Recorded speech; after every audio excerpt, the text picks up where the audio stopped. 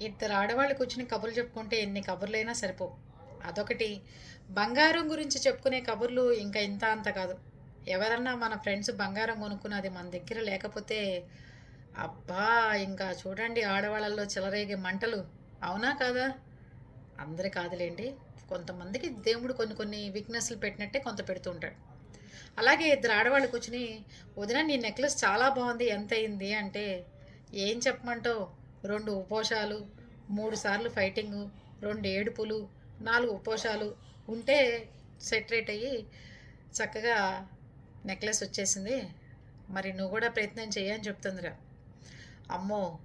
నన్ నేను గొడవ పెట్టుకుంటే ఎదుటివాడు తిండి మానేయాలి గానీ, వాడి మూలంగా నేను తిండి మానేయలేను వదిన అని చెప్తుందిట.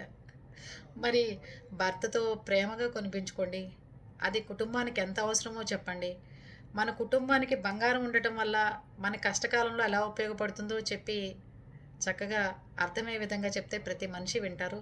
ఇప్పుడు వినని వాళ్ళంటూ ఎవరు లేరు. అంతా ఆడవాళ్ళదే రాజ్యం. ఏమంటారు?